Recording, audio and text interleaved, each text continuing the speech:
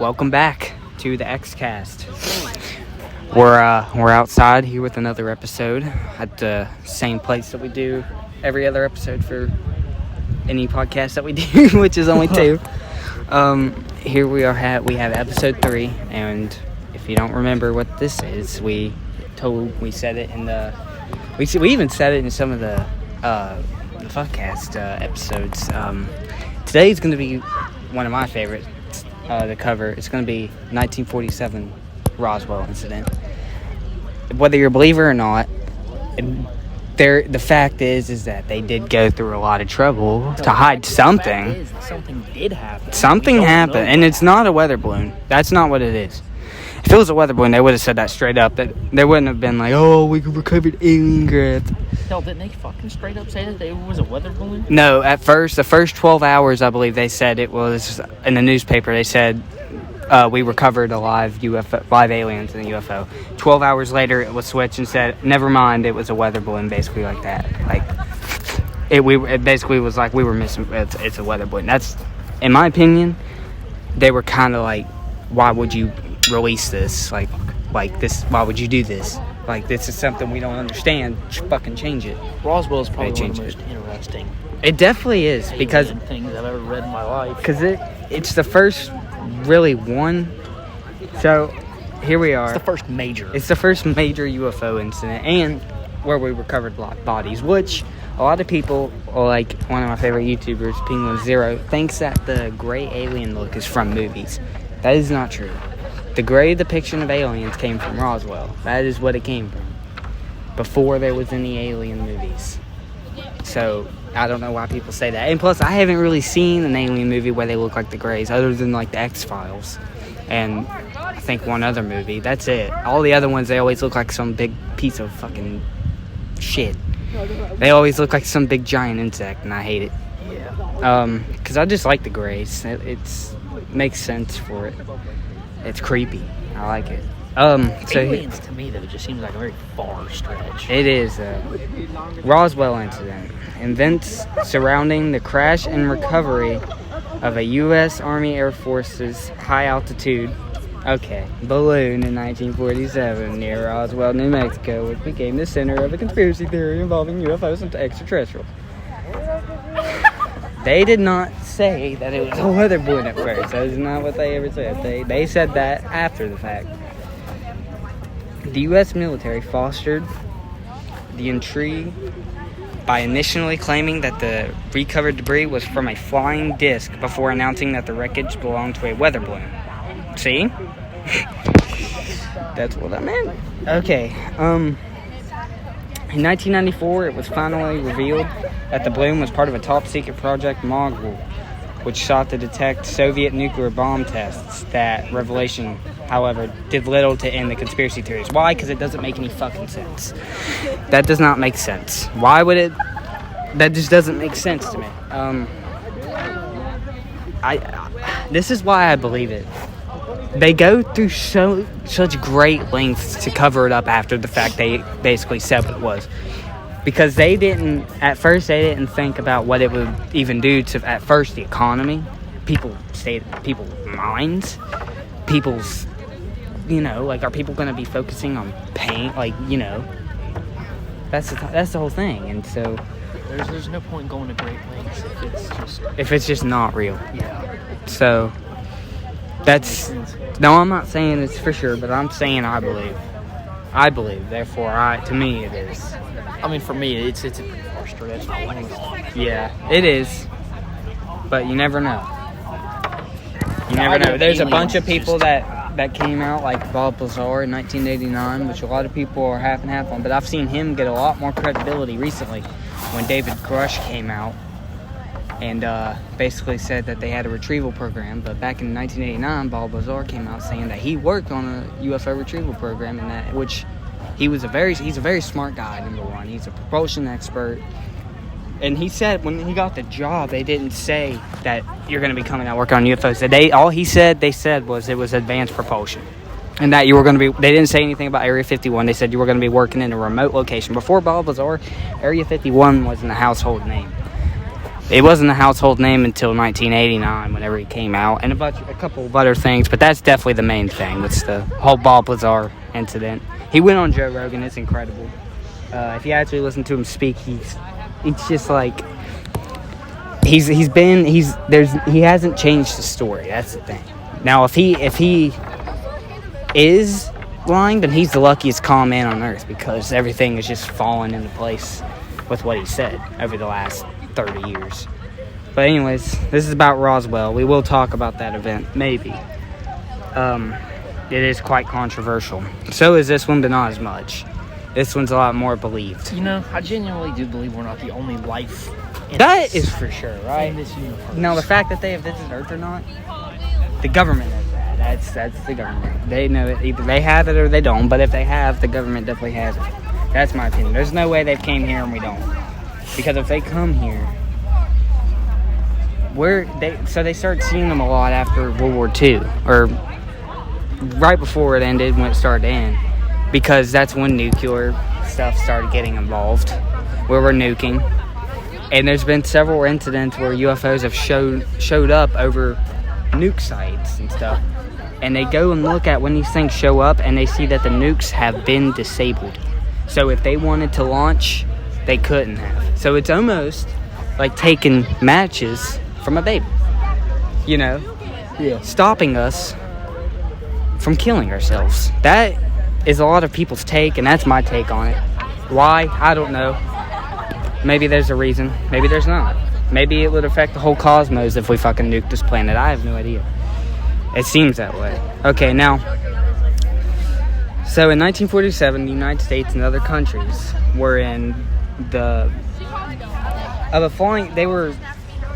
this whole flying saucer thing was kind of, a lot of people have already had reports. And so, as people reported seeing strange objects in the sky that they claimed were spacecraft piloted by aliens, it was against this background that a rancher, W.W. Mac Brazel, discovered some unusual debris near Roswell, New Mexico in June. The material included tinfoil, rubber strips, and sticks. The following month, he took the items to the Roswell sheriff, who in turn contacted the Roswell Army Airfield, RAAF. After collecting the wreckage, the RAAF issued an extraordinary press release that stated that a flying disc had been retrieved from a local ranch. So,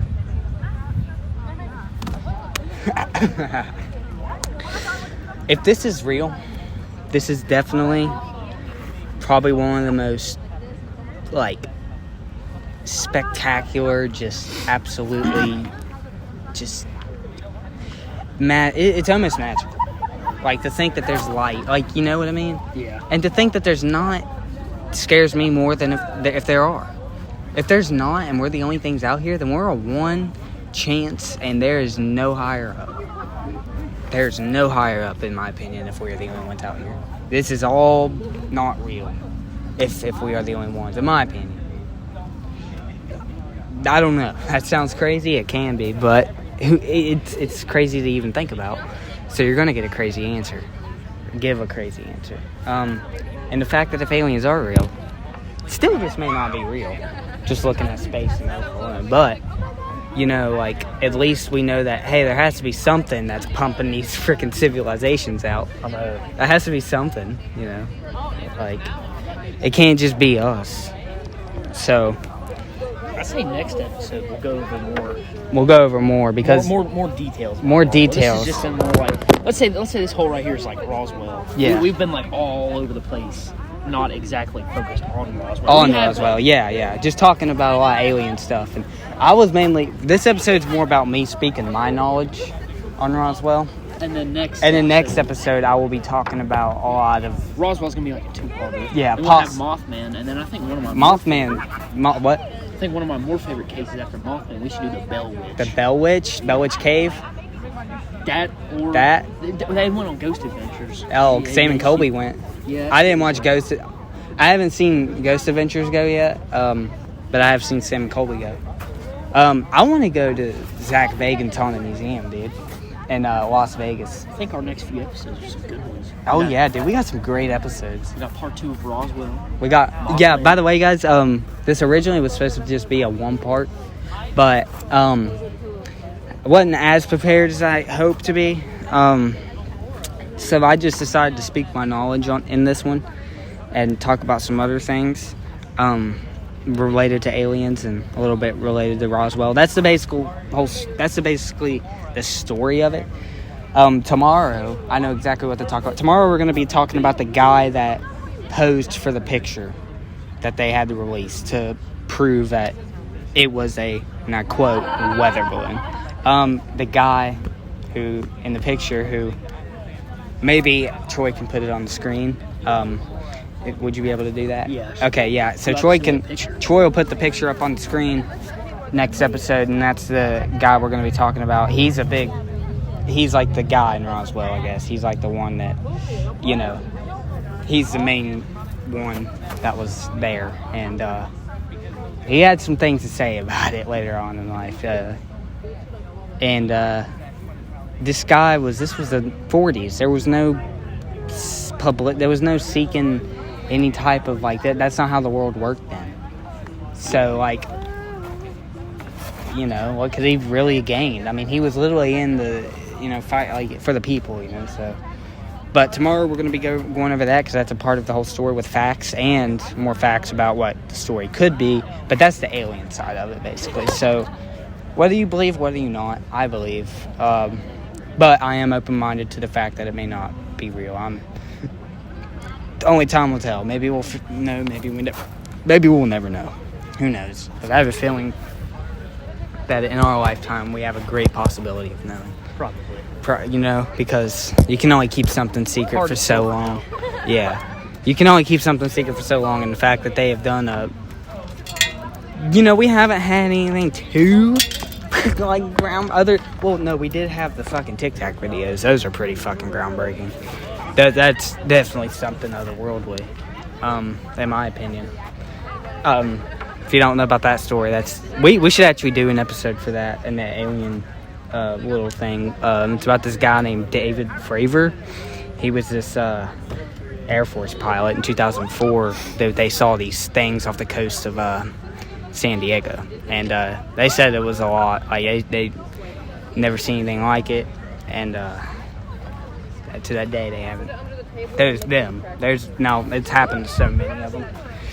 They're definitely the more, the best people. Some of the best people to talk to, other than alleged people, when it comes to experiences and possibility of things. But so we'll come at you with more facts in the next episode. And Mothman's going to be episode 5. And then the Bell, I guess we can do Bell Witch for episode 6. Yeah. And then after that, we'll probably focus a little more on the Futcast for a while, for like a couple days, and then 2 or 3 episodes to get out. 2 or 3 episodes to get out for that one. And so if you guys enjoyed this, leave the thumbs up. If you're actually one of the few people who watch, just click the thumbs up button. Even if you hate it, it helps us out. Like, even if you really hate it, like, you have to let us know that. Like, come on, man. Like, do what you want. I get it. Hate on us, I don't care. But, like, if you don't, then just, help us out. Put a thumbs up. But whether you do, whether you don't, these videos are pretty much indefinitely. So we enjoy making them. But it's been a 14-minute episode. I recited it a lot better than I thought it was going to when I sat down about it. Yeah. I did read some information, but not enough. But that's a pretty good episode. I'm going to be letting Troy take more of the next episode, part 2. I don't know much about Roswell. Since you get to read, I'm going to have you. Yeah. So Troy's going to have a lot more to do in part 2.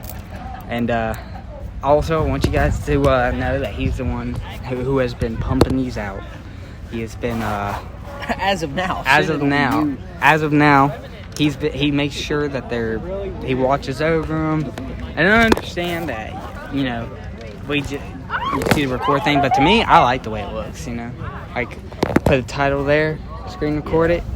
I mean, hey, looks pretty cool, right? But anyways, almost 15 minutes here. So that's the longest episode I think we've done. For this one. We didn't do like a 20-minute one for the Fuckcast one time? I think it was the mask ranking. I think it was either the movie ranking or the mask ranking. It was a ranking of some sort. I think there's yeah. I'm gonna have to look back. But anyways, there's Roswell Part 1. We'll see you in Part 2 with Troy. You'll be hearing all more from him in Part 2. All right. With all that said and done, it's been a good one, and we'll see you guys in Part 2.